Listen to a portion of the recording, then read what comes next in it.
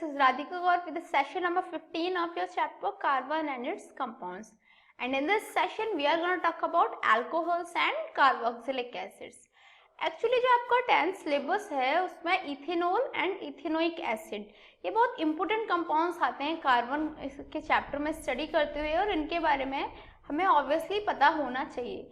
जब इथेनॉल और इथेनोइक की स्टडी हमें करनी है तो ऑब्वियसली उससे पहले हमें पता होना चाहिए कि वो किस फैमिली से बिलोंग करते हैं, उस फैमिली की प्रॉपर्टीज़ क्या होती हैं और उस फैमिली का नॉमेनक्लेचर कैसे होता है, कैसे हम उस फैमिली को आइडेंटिफाई कर सकते हैं। This is the reason I have decided to have a session on alcohols and carboxylic acids. तो अभी हम अल्कोहल एंड कार्बोक्सिलिक एसिड्स के बारे में स्टडी करने वाले हैं, जिसके थ्रू हम इजी हो जाएगा इथेनॉल एंड इथेनोइक एसिड के बारे में डिस्कस करना। So the first thing is that what are alcohols. Alcohols क्या होते हैं?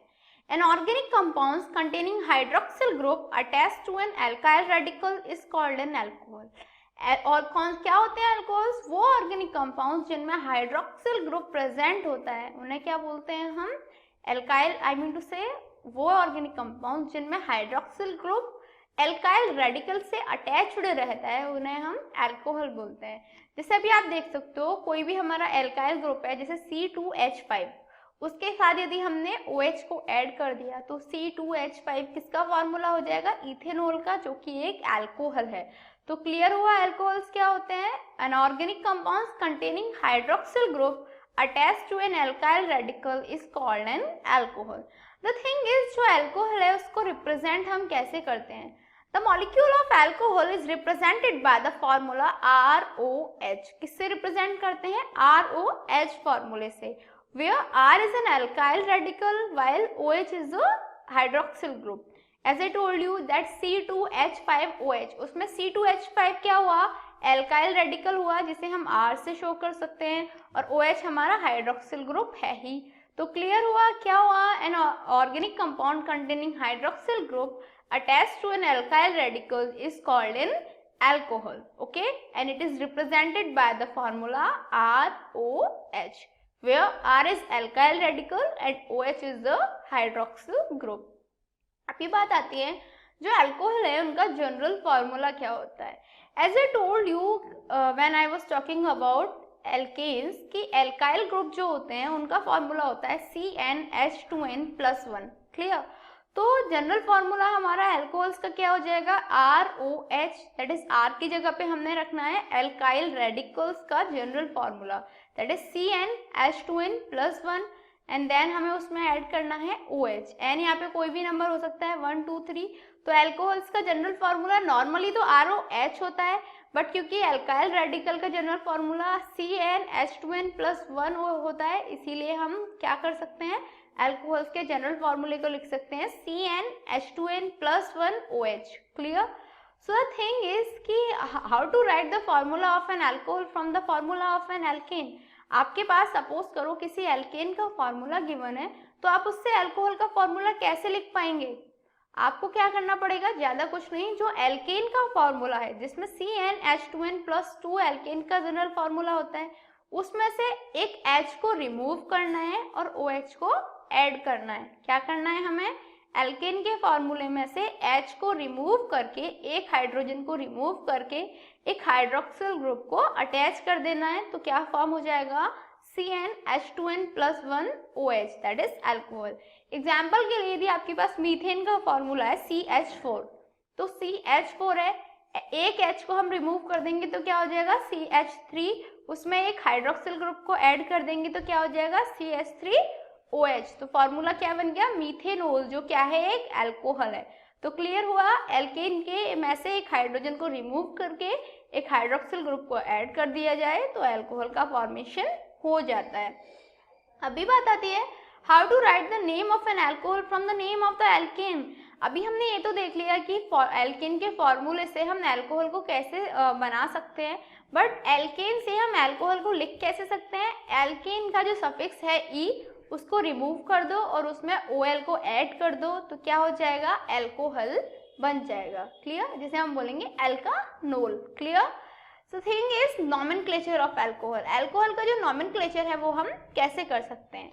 यहाँ पे आप देख सकते हो CH3 CH2 CH CH3, यहाँ पे हमने सेकेंड कार्बन एटम पे OH ग्रुप लगाया हुआ है, 4 number of carbon atom present है, दैट इज ये क्या होगा, ब्यूटेन की चेन है।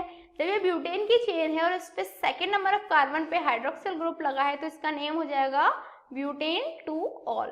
सेम यहाँ पे आप देख सकते हो, यहाँ पे 3 कार्बन एटम्स की चेन है, that is 1 2 3 carbon atoms, that is propane की चेन है। प्रोपेन की चेन पे सेकेंड नंबर कार्बन पे हमने हाइड्रोक्सिल ग्रुप लगाया हुआ है तो इसकी नेमिंग क्या हो जाएगी, प्रोपेन 2 ऑल। सेम यहाँ पे क्या है, यहाँ पे स्ट्रेट चेन है 4 कार्बन एटम्स की, जिसमें फर्स्ट पोजीशन पे हाइड्रोक्सिल ग्रुप लगा हुआ है तो इसका नेम क्या हो जाएगा, butane 1 all. Clear? So the next thing is, यदि यहाँ पे हमने एक ब्रांच ने चेन ली है जिसमें 5 number of carbon atoms present हैं, 1 2 3 4 5 number of carbon atoms present हैं तो इसका नेम क्या हो जाएगा, पेंटेन 1 ऑल। क्यों? क्योंकि फर्स्ट नंबर ऑफ कार्बन पे इस पे हाइड्रोक्सिल ग्रुप प्रेजेंट है। सेम यहाँ पे क्या है, 1 2 3 4 5, यहाँ पे 5 कार्बन एटम्स प्रेजेंट हैं, दैट इज पेंटेन की चेन है, बट यहाँ पे हमने third number of carbon atom पे हाइड्रोक्सिल ग्रुप लगाया हुआ है, इसीलिए इसकी नेमिंग क्या हो जाएगी, पेंटेन 3 ऑल।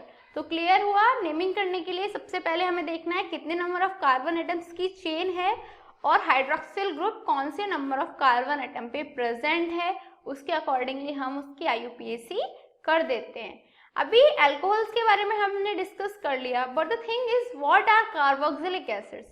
कार्बोक्सिलिक एसिड्स क्या होते हैं? An organic compound containing a carboxyl group in its molecule is called carboxylic acid. क्या होते हैं कार्बोक्सिलिक एसिड? वो ऑर्गेनिक कंपाउंड जिनमें कार्बोक्सिलिक ग्रुप प्रेजेंट होता है, उनके मॉलिक्यूल्स में कार्बोक्सिलिक ग्रुप प्रेजेंट होता है, उन ऑर्गेनिक कंपाउंड्स को हम क्या बोलेंगे, कार्बोक्सिलिक एसिड बोलेंगे। Methanoic acid, ethanoic acid, propanoic acid, ये सब क्या हो गए, कार्बोक्सिलिक एसिड के एग्जाम्पल्स हो गए। क्यों? क्योंकि सब में जो कार्बोक्सिलिक ग्रुप है वो प्रेजेंट रहता है। तो समझ आया क्या, that an organic compound containing a carboxylic group in its molecule is called carboxylic acid. Clear? So the thing is, physical state क्या होती है, जो carboxylic acids होती हैं उनकी physical state क्या होती है? Carboxylic acids containing less than 16 carbon atoms per molecule are liquid at room temperature. वो कार्बोक्सिलिक एसिड जिनमें कार्बन नंबर जो होते हैं, कार्बन एटम्स जो होते हैं 16 हो या 16 से कम हो, वो क्या होती हैं, रूम टेम्परेचर पे लिक्विड फॉर्म में एग्जिस्ट करती हैं। while the carboxylic acids containing more than 16 carbon atoms per molecule are solid at room temperature. जबकि वो कार्बोक्सिलिक एसिड जिनमें कार्बन नंबर के एटम 16 से ज्यादा होते हैं वो क्या होते हैं, रूम टेम्परेचर पे सॉलिड होती हैं। समझ आया? The carboxylic acid containing less than 16 carbon atoms are liquid at room temperature while the carboxylic acid containing more than 16 carbon atoms per molecule are solid at room temperature. जो ये carboxylic acid होती हैं जो room temperature पे solid रहते हैं उन्हीं को हम क्या बोलते हैं, फैटी एसिड्स। क्लियर? तो फैटी एसिड्स क्या होते हैं, fatty acids are the carboxylic acids containing more than 16 carbon atoms. Clear?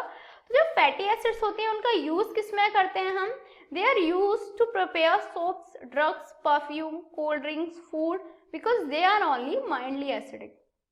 जो फैटी एसिड्स होती हैं उनको हम सोप्स बनाने में, ड्रग्स बनाने में, परफ्यूम बनाने में, कोल्ड ड्रिंक्स, फूड बनाने में यूज़ करते हैं।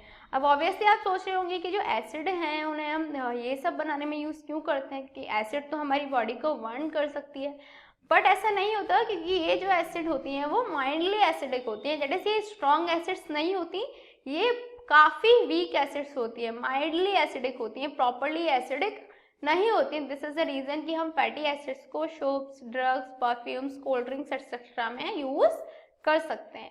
So the next thing is, जो कार्बोक्सिलिक एसिड है उनका जनरल फार्मूला क्या होगा। अभी मैंने आपको बताया था कि अल्कोहल का जनरल फार्मूला क्या होता है, ROH। तो कार्बोक्सिलिक एसिड का क्या हो जाएगा, कार्बोक्सिलिक एसिड में कार्बोक्सिलिक ग्रुप प्रेजेंट होता है, इसलिए कार्बोक्सिलिक एसिड्स का फॉर्मूला हो जाएगा RCOOH। क्लियर? R यहाँ पे क्या हो जाएगा, CnH2n+1 that is alkyl halide, और COOH जो हमारा ग्रुप प्रेजेंट है। तो N यहाँ पे हम कुछ भी रख सकते हैं 1 2 3, और हम क्या कर सकते हैं, किसी भी कार्बोक्सिलिक एसिड का फॉर्मूला फॉर्म कर सकते हैं यदि हमें नंबर ऑफ कार्बन एटम्स पता हो। तो क्लियर हुआ क्या हो गया कार्बोक्सिलिक एसिड का जनरल फॉर्मूला RCOOH, जिसको हम नॉर्मली लिख सकते हैं CnH2n+1 COOH। क्लियर? अभी बात आती है जो कार्बोक्सिलिक एसिड्स हैं उनकी नेमिंग हम कैसे करेंगे।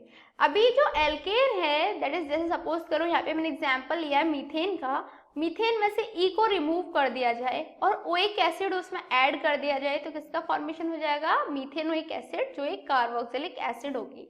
दैट इज एल्केन से जब हम किसी भी एसिड का फॉर्मेशन करते हैं तो ई को रिप्लेस करके ओइक एसिड उसमें ऐड कर देते हैं तो कार्बोक्सिलिक एसिड का नेम आ जाता है।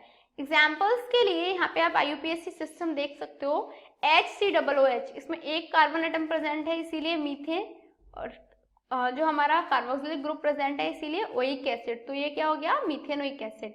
यहाँ पे 2 number of carbon atoms present है इसीलिए इथेनोइक एसिड। यहाँ पे 3 number of carbon atoms present है इसीलिए ये क्या हो गया, प्रोपेनोइक एसिड। यहाँ पे कार्बन एटम्स कितने प्रेजेंट है, 4, ये क्या हो गया, ब्यूटेनोइक एसिड। यहाँ पे थोड़ा डिफरेंस है, यहाँ पे क्या है, जो लॉन्ग चेन है वो ये वाली होगी जो COOH से हम स्टार्ट करेंगे, that is COOH, CH, CH2, CH3, ये हमारी लॉन्ग चेन होगी। क्यों होगी, क्योंकि कार्बोक्सिलिक एसिड की IUPAC के टाइम पे हम ध्यान देंगे उस चेन को काउंट करेंगे जिसमें कार्बोक्सिल ग्रुप प्रेजेंट होगा, तो हम ये वाली चेन लेंगे 1 2 3 4। क्लियर। नेमिंग किधर से करेंगे, जिधर साइड ग्रुप प्रेजेंट है तो इधर से नेमिंग करना स्टार्ट करेंगे। तो क्या होगा, सेकंड प्लेस पे हमारा मिथाइल प्रेजेंट है, दिस इज द रीजन इसका नेम क्या हो जाएगा, 2 मिथाइल ब्यूटेनोइक एसिड। क्लियर, क्या हो जाएगा, 2 methyl butanoic acid. Now it's a time for challenging question mark. Conversion of ethanol to ethanoic acid is called oxidation, give reason. जो ethanol से ethanoic acid का कन्वर्जन होता है उसे हम ऑक्सीडेशन बोलते हैं। ऐसा क्यों होता है, इथेनॉल एक अल्कोहल है, उससे हम ethanoic acid that is carboxylic acid का फॉर्मेशन कर रहे हैं, जो रिएक्शन है हम उसको ऑक्सीडेशन नेम दे रहे हैं। Why, you have to answer this question and your time to start now. 1 2 3 4 5, time's up. So have you answered this in your mind? Let's check out. Actually in this reaction C2H5OH gives CH3COOH। क्या होता है, C2H5OH that is ethanol क्या दे रहा है, ethanoic acid. ये जो reaction होती है ऑक्सीडेशन होती है because there is a gain of oxygen atom. क्यों, क्योंकि यहाँ पे एक ऑक्सीजन एटम का गेन हो जाता है। अभी यदि आपको याद हो तो आई told you when I was talking about first chapter chemical reactions, तभी वहाँ पे जब हम रिडॉक्स रिएक्शन वाला सेशन कर रहे थे तो हमने ये वाली चीज डिस्कस करी थी ना कि ऑक्सीडेशन क्या होता है। ऑक्सीडेशन वो प्रोसेस होता है जिसमें हाइड्रोजन रिमूव होती है और ऑक्सीजन ऐड होती है। तो यदि इथेनॉल में एक और ऑक्सीजन ऐड होके इथेनोइक एसिड बन रहा है तो वो रिएक्शन क्या होगी, ऑक्सीडेशन रिएक्शन होगी ऑब्वियसली। यहाँ पे आप देख सकते हो C2H5OH में कितने number of oxygen atom present है, 1, while C2H5COOH में ऑक्सीजन एटम्स कितने हैं, 2। दैट इज जो 1 ऑक्सीजन एटम था वो कन्वर्ट हो रहे हैं 2 ऑक्सीजन एटम्स में, दैट इज एक ऑक्सीजन एटम का गेन हो रहा है, एक ऑक्सीजन एटम रिएक्टेंट्स की साइड ऐड होके प्रोडक्ट का फॉर्मेशन कर रहा है। तो ऑक्सीडेशन के ऐड होने की प्रॉपर्टी को हम क्या बोलते हैं, oxidation. This is the reason that the conversion of ethanol to ethanoic acid is taken as a reaction of oxidation. Clear? So what did we learn today? आज हमने अल्कोहल और कार्बोक्सिलिक एसिड के बारे में पढ़ा।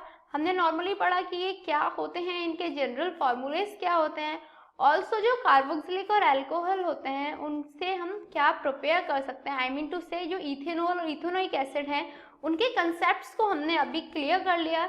In next sessions, we are going to talk about ethanol and ethanoic acids in detail. Till then, good luck.